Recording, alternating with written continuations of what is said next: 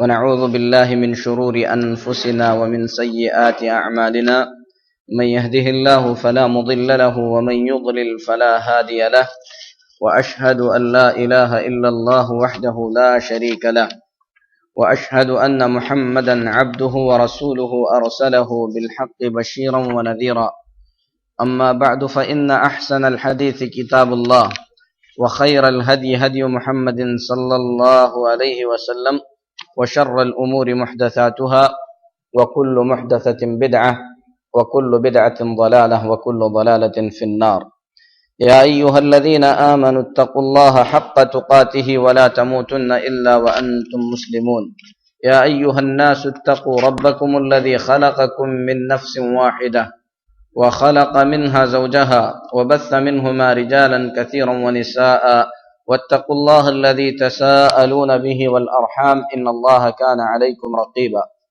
يا أيها الذين آمنوا اتقوا الله وقولوا قولا سديدا يصلح لكم أعمالكم ويغفر لكم ذنوبكم ومن يطع الله ورسوله فقد فاز فوزا عظيما أما بعد محترم اسلامی بھائیو، اللہ تبارک و تعالی کا بے انتہا شکر اور اس کا احسان ہے کہ رمضان المبارک کے بعد پھر ایک مرتبہ اللہ تبارک و تعالی نے ہم تمام کو جمع فرمایا تاکہ ہم اس کے نبی محمد الرسول اللہ صلی اللہ علیہ وسلم کی مبارک زندگی کے کچھ حالات کو پڑھیں اور سنیں۔ اللہ سے دعا ہے کہ اللہ تبارک و تعالی ہم تمام کو آپ صلی اللہ علیہ وسلم کا سچا امتی اور پیروکار بنائے۔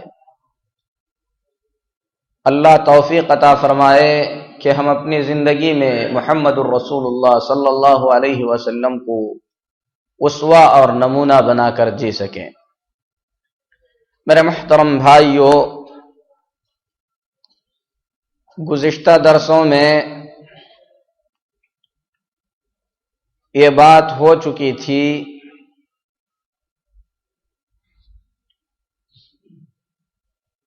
کہ نبوت کے 10ویں سال اور 11ویں سال اللہ تبارک و تعالی نے اپنے نبی محمد الرسول اللہ صلی اللہ علیہ وسلم کی ملاقات مدینہ طیبہ کے کچھ لوگوں سے کرایا۔ ابھی اس وقت تک مدینے کا نام یثرب تھا۔ یثرب کے کچھ نوجوان جو کہ حج کی غرض سے آئے ہوئے تھے، محمد الرسول اللہ صلی اللہ علیہ وسلم کی ان سے ملاقات ہو گئی۔ آپ صلی اللہ علیہ وسلم کا معمول تھا کہ آپ حج میں آئے ہوئے قبائل سے مل کر ان قبیلوں کو اسلام کی دعوت دیا کرتے تھے۔ آپ نے یثرب کے ان نوجوانوں کو جب اسلام کی دعوت دی تو انہوں نے آپ صلی اللہ علیہ وسلم کو پہچان لیا۔ اس کی ایک بڑی وجہ یہ تھی کہ یثرب کے اطراف میں یہود بستے تھے۔ ان قبیلوں اور یہودیوں کے بیچ کوئی بحث و مباحثہ ہوتا، کوئی لڑائی ہوتی تو یہود یثرب کے لوگوں کو دھمکی دیا کرتے تھے کہ آخری زمانہ آ چکا ہے جس میں آخری نبی بھیجے جائیں گے۔ اس نبی کے ساتھ مل کر ہم تمہارا ایسا صفایا کر دیں گے جس طریقے سے عاد اور ارم کی قوموں کو تباہ کر دیا گیا ہے۔ جب اللہ کے نبی صلی اللہ علیہ وسلم نے اپنے اسلام کی بات کی تو ان عقل مند لوگوں نے فوراً پہچان لیا کہ یہی وہ آخری نبی ہیں جن کا ذکر کر کے یہودی ہمارے قتل کی باتیں کرتے ہیں۔ قبل اس کے کہ یہود اس نبی کے پیروکار ہو جائیں ہم کو ان کی بات مان لینا چاہیے۔ اس طریقے سے یثرب کے نوجوانوں نے محمد الرسول اللہ صلی اللہ علیہ وسلم کی نصرت اور آپ کی مدد کا وعدہ کیا۔ بیعت العقبہ الثانیہ یعنی بیعت العقبہ الکبریٰ جو بڑی بیعت ہوئی، اس کا ذکر بھی تفصیل کے ساتھ گزر چکا کہ 80 سے زیادہ مردوں نے محمد الرسول اللہ صلی اللہ علیہ وسلم کے ہاتھ بیعت کی کہ جس طریقے سے اپنے مال و متاع، اپنی عزتوں اور عورتوں کی حفاظت کے لیے وہ لوگ لڑیں گے، بالکل اسی حماس اور اسی جوش کے ساتھ آپ صلی اللہ علیہ وسلم کی حفاظت کے لیے بھی لڑیں گے۔ اس کے بدلے میں محمد الرسول اللہ صلی اللہ علیہ وسلم نے انہیں جنت کا وعدہ فرمایا۔ بیعت ہو گئی، مدینے کے لوگوں نے اسلام اور مسلمانوں کی حفاظت کا وعدہ کر لیا، تو اللہ کے نبی صلی اللہ علیہ وسلم نے صحابہ کرام رضوان اللہ علیہم اجمعین کو اجازت دے دی کہ وہ لوگ اللہ کی عبادت کے خاطر، اللہ کے دین کے خاطر مکہ مکرمہ کو چھوڑ کر یثرب کی طرف نکل پڑے۔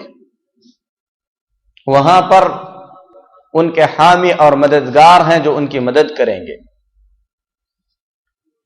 اللہ کے نبی صلی اللہ علیہ وسلم کا جیسے ہی حکم ہوا، صحابہ کرام رضوان اللہ علیہم اجمعین موقع پا کر اپنے آپ کو بچاتے ہوئے مکہ مکرمہ سے نکل کر یثرب کی طرف چل پڑے، جس کا نام بعد میں چل کر مدینہ پڑا۔ تو مدینے کا پرانا نام یثرب ہے۔ تو صحابہ کرام رضوان اللہ علیہم اجمعین یثرب کی طرف نکل پڑے۔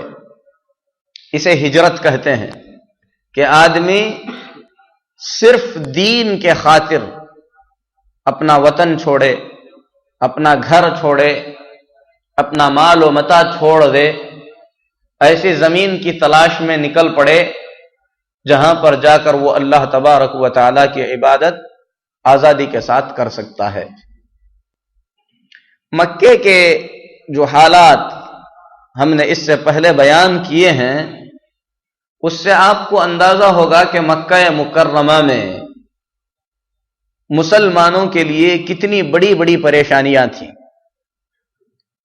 تو ان پریشانیوں میں مکہ سے نکل کر مدینہ طیبہ کی طرف چلے جانا کوئی آسان کام نہیں تھا، کیونکہ مشرکین مکہ کے مشرکین مسلمانوں کو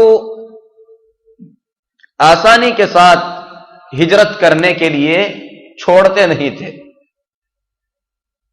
یوں سمجھ لیں کہ مکہ سے نکل کر مدینہ طیبہ کی طرف جانا، راستے میں قدم قدم پر موت کو دعوت دینا ہے، اس سے بڑھ کر اپنا وطن چھوڑنا ہے، اپنی ساری مصلحتیں قربان کرنا ہے، گھر چھوڑنا ہے، بس اپنے کپڑوں پر جتنا آدمی اپنے ساتھ مال و متاع لے سکتا ہے لے کر چھپتے چھپاتے جانا ہے۔ علل اعلان نکل کر جانے کی کوشش کریں تو مشرکین انہیں جانے نہیں دیں گے۔ مؤرخین نے یعنی جنہوں نے نبی صلی اللہ علیہ وسلم کی سیرت لکھی ہے، انہوں نے صحابہ کرام رضوان اللہ علیہم اجمعین کی ہجرت کے کچھ واقعات بیان فرمائے ہیں۔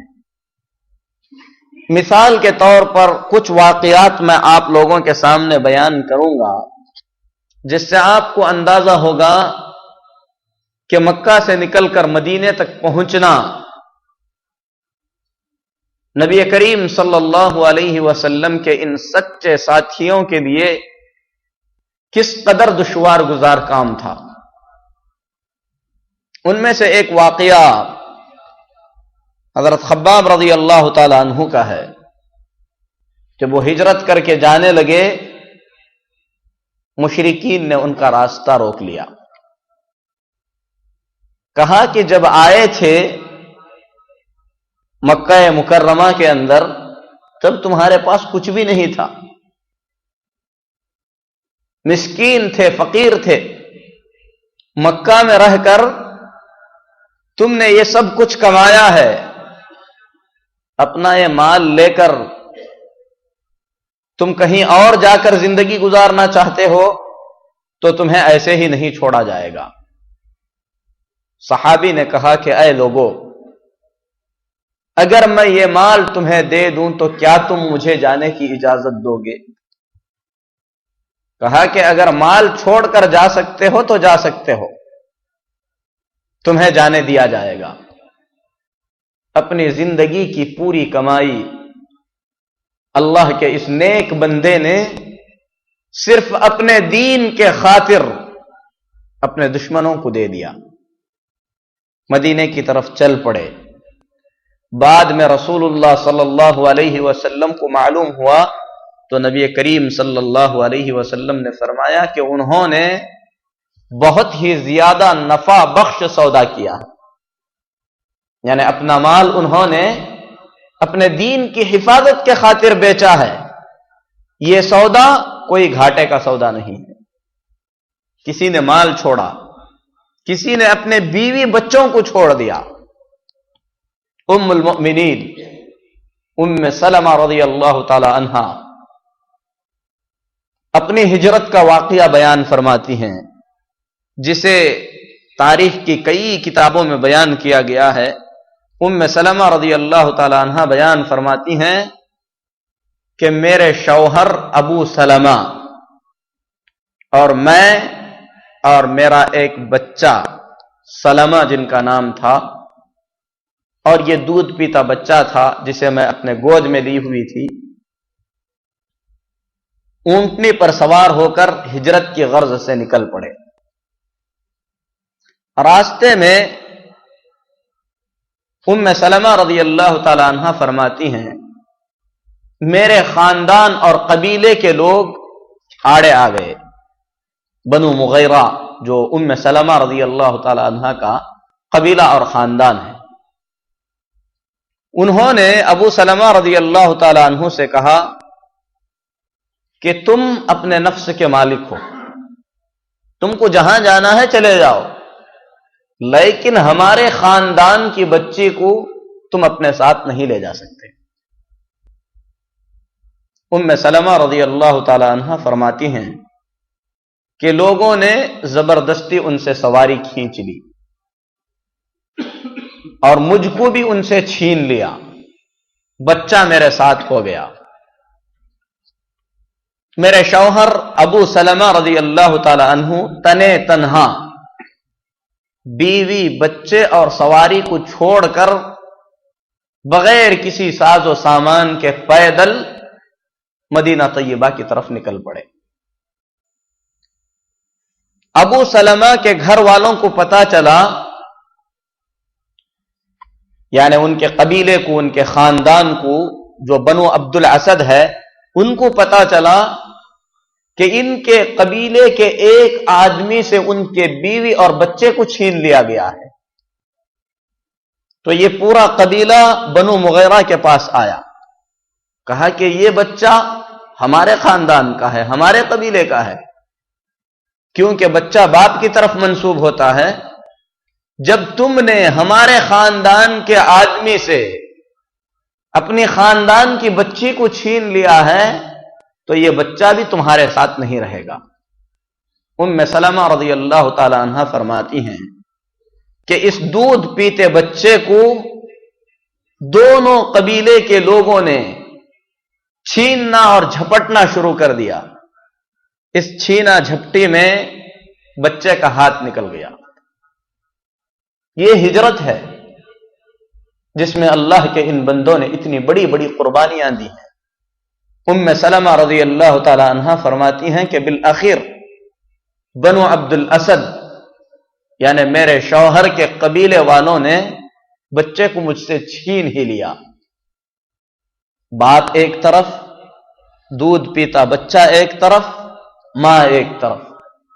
ام سلمہ رضی اللہ تعالی عنہ فرماتی ہیں فَفُرِّقَ بَيْنِي وَبَيْنَ زَوْجِي وَإِبْنِي،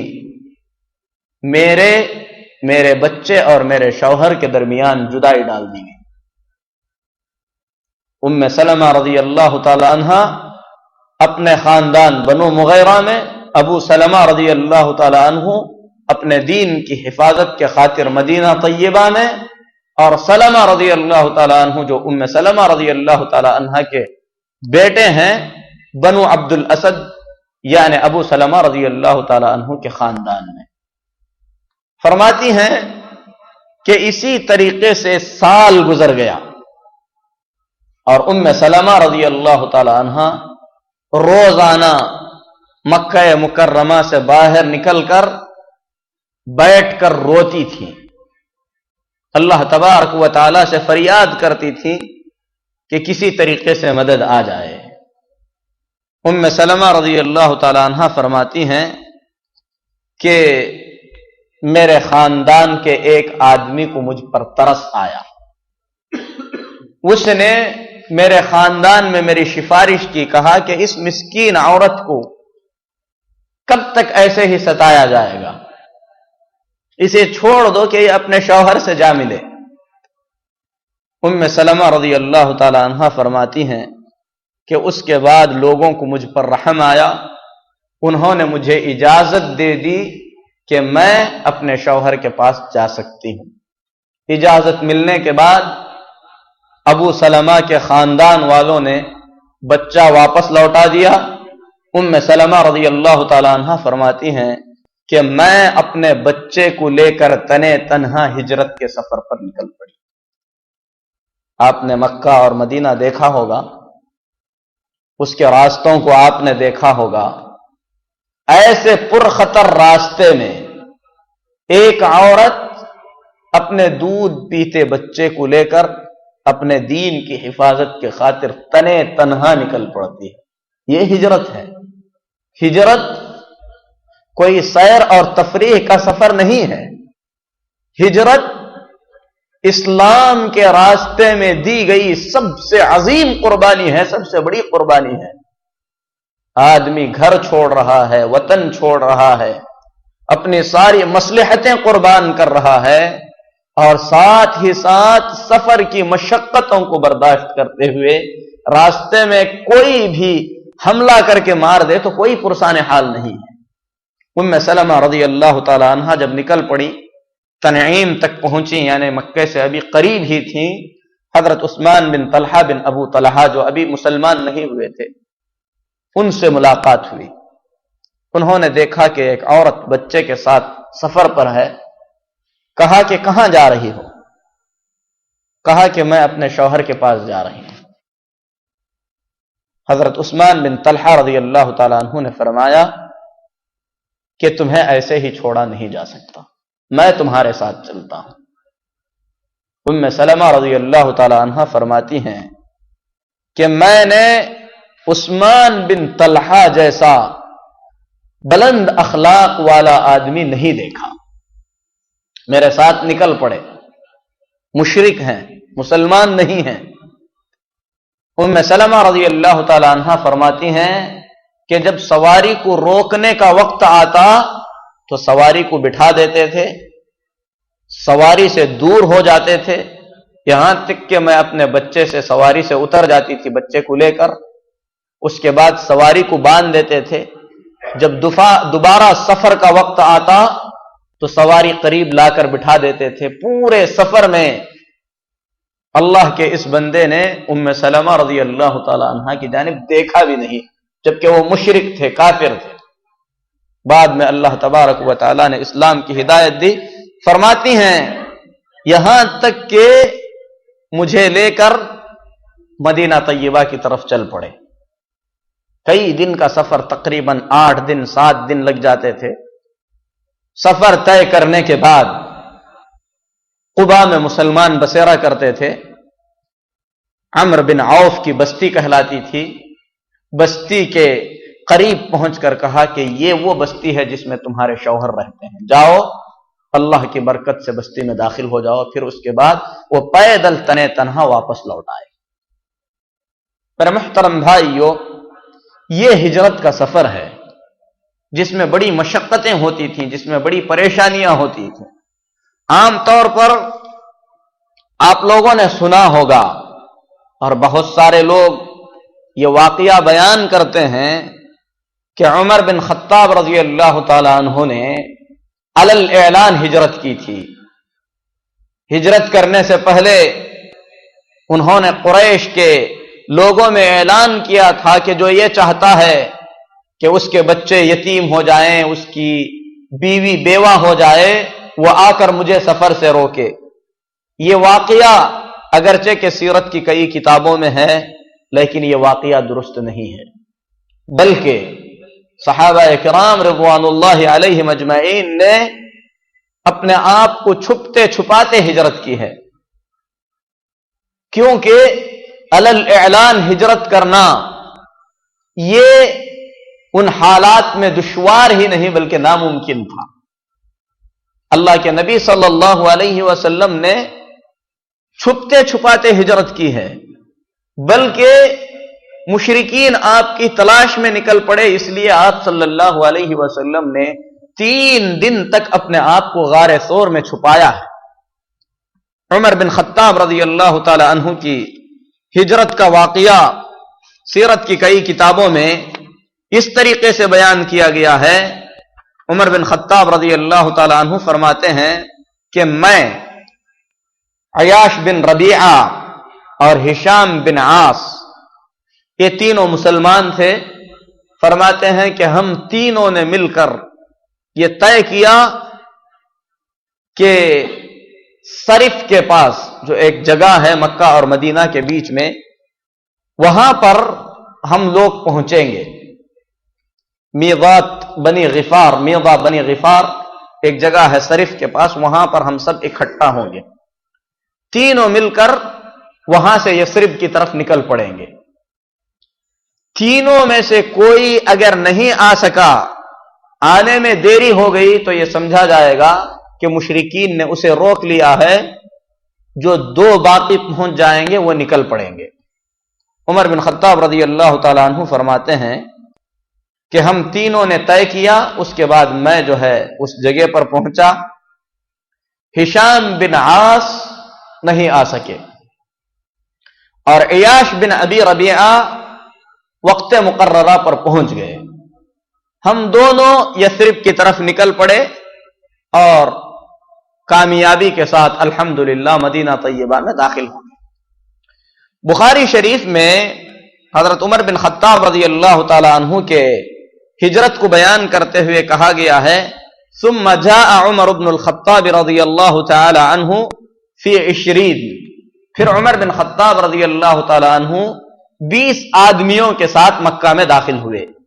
پوری روایت اس طریقے سے ہے.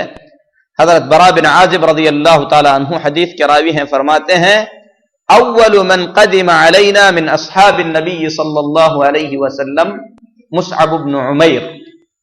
نبی صلی اللہ علیہ وسلم کے صحابہ میں سب سے پہلے مدینہ آنے والے یعنی مہاجرین میں سے مصعب بن عمیر رضی اللہ تعالیٰ عنہ ہیں. اگر آپ لوگوں کو یاد ہوگا تو اس سے پہلے درسوں میں بیان کیا گیا ہے کہ مصعب بن عمیر رضی اللہ تعالیٰ عنہ کو اللہ کے نبی صلی اللہ علیہ وسلم نے داعی اور مبلغ کی حیثیت سے بھیجا تھا. حضرت مصعب بن عمیر رضی اللہ تعالیٰ عنہ نے 1 سال کی محنت اور کوشش سے مدینہ طیبہ کے گھر گھر میں اسلام پہنچا دیا تھا. بڑی کامیابی ان کو ملی تھی.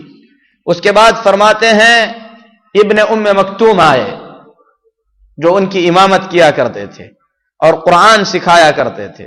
پھر اس کے بعد عمار رضی اللہ تعالی عنہ آئے، بلال رضی اللہ تعالی عنہ آئے، سعد رضی اللہ تعالی عنہ آئے. اس کے بعد برا بن عازب رضی اللہ تعالی عنہ فرماتے ہیں 20 لوگوں کی جماعت آئی جس میں سے عمر بن خطاب رضی اللہ تعالی عنہ بھی تھے. تو اہل علم نے ان دونوں حدیثوں کو بیان کر کے کہا ہے کہ ابتدا میں عمر بن خطاب رضی اللہ تعالی عنہ نے عیاش بن ربیعہ اور ہشام بن عاص کے ساتھ طے کیا کہ مل کر ہجرت کریں گے. ہشام بن عاص اس جگہ پر پہنچ نہیں سکے تو عمر بن خطاب رضی اللہ تعالی عنہ اور عیاش بن ربیعہ یہ دونوں ہجرت کے سفر پر چل پڑے. راستے میں کئی مہاجرین ملتے گئے جن کی تعداد مدینہ پہنچنے تک 20 ہو گئی اور سب کے سب جو ہے مدینہ میں امن کے ساتھ داخل ہو گئے. بہرحال عمر بن خطاب رضی اللہ تعالی عنہ فرماتے ہیں کہ ہم لوگ جب مدینہ پہنچے تو مدینے میں پہنچنے کے بعد بھی اللہ کے دشمنوں نے ہم لوگوں کے خلاف سازش نہیں چھوڑی. عیاش بن ابو ربیعہ جو حضرت عمر بن خطاب رضی اللہ تعالیٰ عنہ کے ساتھ ہجرت کر کے پہنچ چکے تھے، ان کے خلاف سازش کر کے ابو جہل بن ہشام اور حارث بن ہشام دونوں آئے.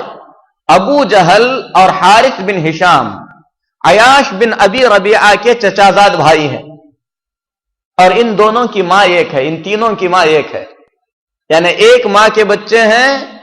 اور باپ کی جانب سے اگر رشتہ دیکھا جائے تو چچا کے لڑکے ہوتے ہیں.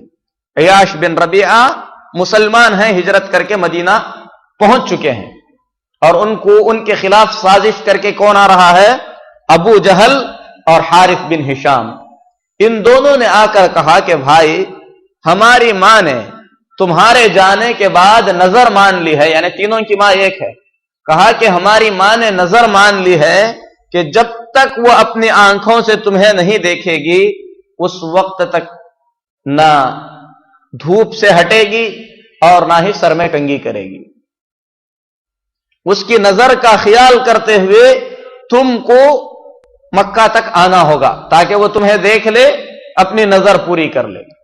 حضرت عمر بن خطاب رضی اللہ تعالی عنہ نے عیاش بن ابی ربیعہ کو سمجھایا کہ کہا کہ یہ سازش ہے، تمہاری ماں اگر دھوپ لگے گی تو ضرور جو ہے دھوپ سے اٹھ جائے گی، اگر سر میں جوئیں پڑ جائیں گی، تکلیف دینے لگیں گی تو خود بخود کنگھی کر لے گی. میں تمہیں نصیحت کرتا ہوں کہ مت جاؤ. انہوں نے کہا کہ نہیں، ایسی کوئی بات نہیں ہے، وہاں پر میں نے بہت سارا مال بھی چھوڑا ہے، جاؤں گا وہ سب لے کر آؤں گا.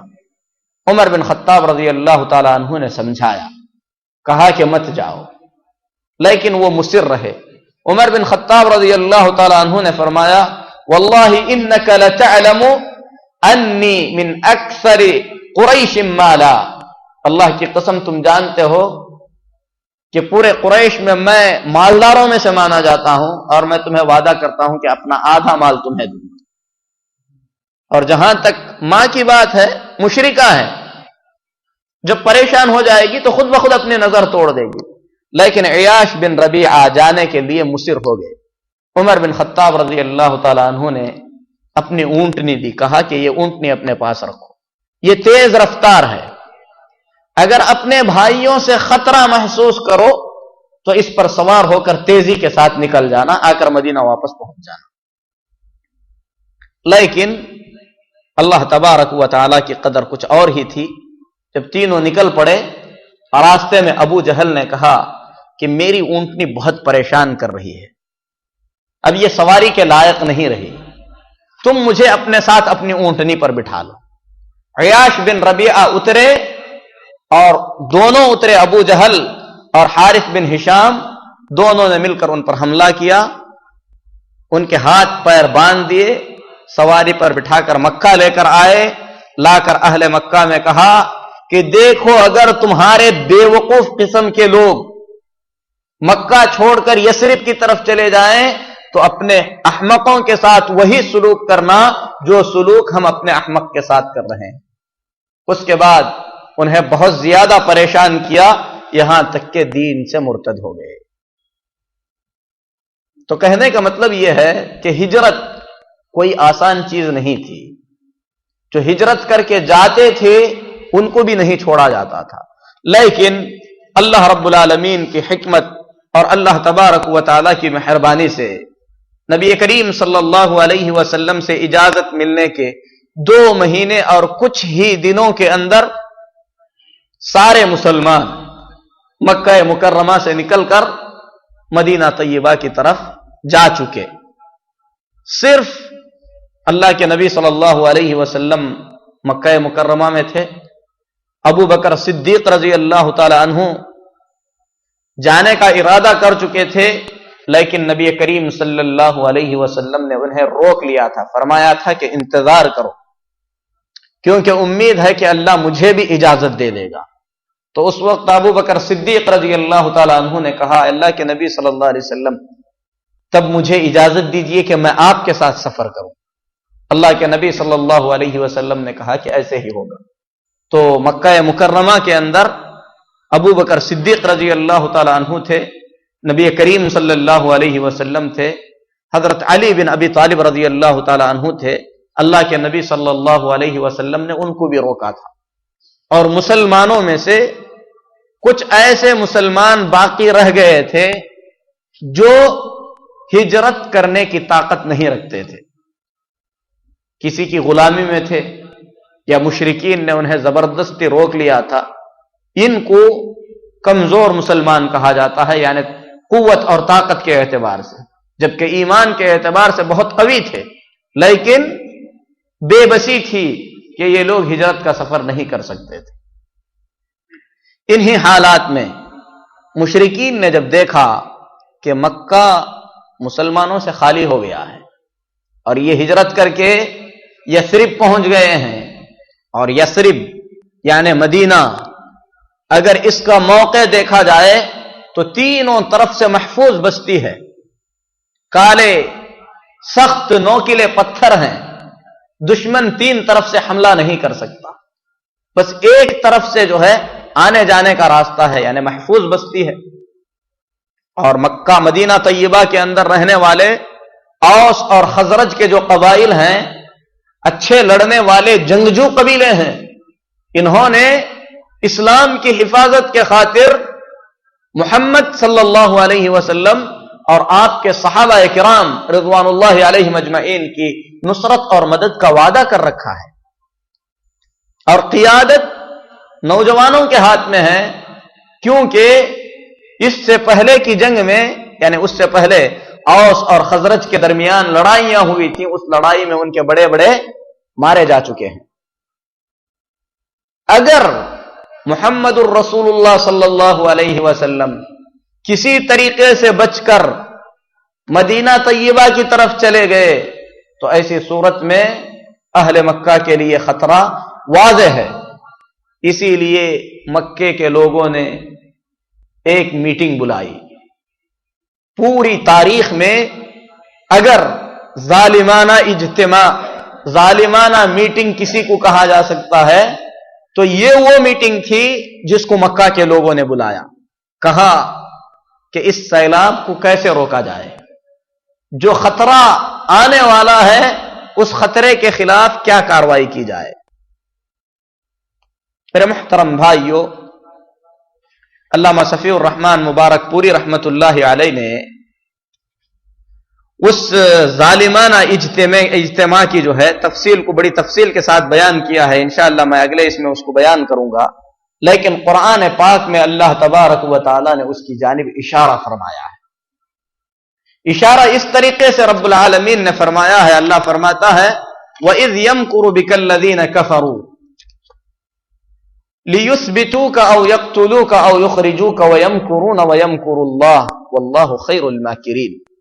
جب کفار آپ کے خلاف سازش کر رہے تھے، سازش یہ ہو رہی تھی کہ آپ کو قید کیا جائے یا آپ کو قتل کیا جائے یا آپ کو آپ کی بستی سے نکال دیا جائے۔ یہ لوگ سازش کر رہے تھے، مکاری کر رہے تھے، اللہ تبارک و تعالی ان کے خلاف مکر کر رہا تھا، اور اللہ تبارک و تعالی کا مکر جو ہے سب سے بہتر مکر ہے۔ تو علامہ صفی الرحمن مبارک پوری رحمت اللہ علیہ نے اس کی رودات بیان کی ہے کہ جمعرات کے دن 26 صفر کو نبوت سے 1 سال پہلے ستمبر کے مہینے میں 12 تاریخ کو سن 622 ہجری تھی، صبح کے وقت جمعرات کے دن مشرکین نے یہ اجتماع بلایا۔ میٹنگ کے لیے جب لوگ پہنچے تو اس میں خاندان قریش کے بڑے بڑے تمام سردار موجود تھے۔ واقعے کی اصل قرآن میں ہے، صحیح احادیث میں ہے، لیکن جو تفصیلات بیان کی جا رہی ہیں اس میں سے کچھ روایات ضعیف ہیں، لیکن کوئی ایسی چیز نہیں ہے جو خلاف عقیدہ ہو، اور اہل علم نے سیرت یا واقعات میں ایسے روایات کو بیان کرنے کی اجازت دی ہے جس میں صرف تفصیل ہے، ورنہ اصل چیز تو قرآن اور حدیث میں جو ہے موجود ہے۔ تو ان واقعات کے پیش نظر ابو جہل، جبیر بن مطعم، شیبہ جو عتبہ کا بیٹا ہے، نضر بن حارث، ابو البختری، امیہ بن خلف، یہ سب کے سب لوگ جو ہے اس اجتماع اور اس میٹنگ میں شامل تھے۔ علامہ صفی الرحمن مبارک پوری رحمت اللہ علیہ بیان فرماتے ہیں کہ دار الندوہ میں جہاں پر یہ لوگ اکٹھا ہوئے وہاں پر شیطان بھی پہنچ گیا انسانی شکل میں۔ اس نے کہا کہ میں نے سنا ہے کہ تم لوگ کسی اہم مسئلے پہ گفتگو کر رہے ہو، میں بہت عمر رسیدہ ہوں، ہو سکتا ہے تم لوگوں کو کوئی بہتر مشورہ دوں، اس لیے میں بھی آیا ہوں۔ مشرکین نے اسے بھی اپنے پاس بلا لیا۔ سب سے پہلے گفتگو کا آغاز جو ہے ابو الاسود نے کیا، کہا کہ میری نظر میں بہتر یہ رہے گا کہ محمد صلی اللہ علیہ وسلم کو مکہ سے نکال دیا جائے، اس کے بعد وہ جہاں جائیں، جہاں رہیں، جیسے رہیں، ہم کو اس سے کوئی مطلب نہیں ہے۔ شیطان نے کہا کہ نہیں، اگر ایسا کرو گے تو تم نے اس کے معاملے کو اور آسان کر دیا۔ مدینہ چلے جائیں گے، جا کر جو ہے تمہارے خلاف سازش کریں گے، قوت بنائیں گے، پھر اس کے بعد تمہارے خلاف نکل پڑیں گے، تم تمام کا صفایا کر دیں گے، کچھ اور سوچو۔ تو ابو البختری نے کہا میری رائے یہ ہوگی کہ محمد صلی اللہ علیہ وسلم کو قید میں ڈال دیا جائے، بند کر دیا جائے۔ شیطان نے کہا کہ یہ بھی صحیح نہیں ہے، قید کرو گے کسی نہ کسی طریقے سے بات یثرب تک پہنچ ہی جائے گی، اور تم جانتے ہی ہو کہ محمد صلی اللہ علیہ وسلم کے صحابہ کس قدر آپ کو چاہتے ہیں، اپنی جان پر کھیل کر وہ ان کو آزاد کر لیں گے، کچھ اور سوچا جائے۔ ابو جہل نے کہا کہ میری رائے سب سے بہتر رہے گی، میں چاہتا ہوں کہ محمد صلی اللہ علیہ وسلم کو نعوذ باللہ مکمل طور پر قتل ہی کر دیا جائے، اور اس کے لیے میرے خیال میں بہتر یہ رہے گا کہ مکے کے جتنے قبیلے ہیں پورے قبیلوں میں سے ایک ایک نوجوان کو چن لیا جائے، سب کے ہاتھ میں تلواریں دے دی جائیں، محمد صلی اللہ علیہ وسلم جب صبح کو نکل رہے ہوں سب کے سب اچانک ایک ساتھ آپ پر حملہ کر دیں۔ پورے قبیلوں نے مل کر اگر محمد صلی اللہ علیہ وسلم کو ختم کر دیا تو نبی کریم صلی اللہ علیہ وسلم کا قبیلہ بنو ہاشم اور بنی المطلب جو ہے آپ صلی اللہ علیہ وسلم کی دفاع میں یا آپ صلی اللہ علیہ وسلم کے خون کے بدلے میں مکے کے تمام قبیلوں سے لڑ نہیں پائیں گے، مجبور ہو کر دیت لینے کے لیے راضی ہو جائیں گے، دیت دے کر انہیں راضی کر لیا جائے گا۔ اس سازش کے مطابق اہل مکہ نے محمد الرسول اللہ صلی اللہ علیہ وسلم کے گھر کو گھیر لیا۔ اللہ کے نبی صلی اللہ علیہ وسلم کے گھر کو گھیرا گیا، قتل کی مکمل سازش تھی، لیکن اللہ رب العالمین نے سچ فرمایا وَيَمْكُرُونَ وَيَمْكُرُ اللَّهُ، یہ لوگ اپنی سازشیں کر رہے تھے، اللہ تبارک و تعالی اپنی جانب سے مکر کر رہا تھا، واللہ خیر الماکرین، اللہ تبارک و تعالی سب سے بہتر مکر کرنے والا ہے۔ تو رب العالمین نے ایسے سنگین موقع پر محمد الرسول اللہ صلی اللہ علیہ وسلم کی کس طریقے سے مدد فرمائی، کس طریقے سے آپ کے لیے راستہ نکلا، انشاءاللہ ایک تفصیلی واقعہ ہے جسے انشاءاللہ اگلے درس میں ہم بیان کریں گے۔ اللہ سے ہم دعا کرتے ہیں کہ رب العالمین ہم تمام کو توفیق عطا فرمائے کہ اس کا دین صحیح معنوں میں سمجھ سکیں۔ اللہ تبارک و تعالی دین پر عمل کی توفیق دے، اسلام پر اللہ زندہ رکھے، اسلام کے لیے جینے کی توفیق دے، اسلام کی حالت میں وفات عطا فرمائے۔ آمین صلی اللہ علی نبینا محمد وعلی آلہ وصحبہ اجمعین۔ جی انشاءاللہ اگلے ہفتے کو جو ہے عشاء کے بعد پھر درس رہے گا۔ یہ درس ہفتہ واری ہے، پہلے 15 روزہ تھا لیکن ابھی ہفتہ واری ہو گیا ہے۔ خود بھی حاضر ہوں، اپنے دوست و احباب کو بھی جو ہے دعوت دیں۔ اللہ تعالیٰ سب سے دین کا کام لے۔ السلام علیکم۔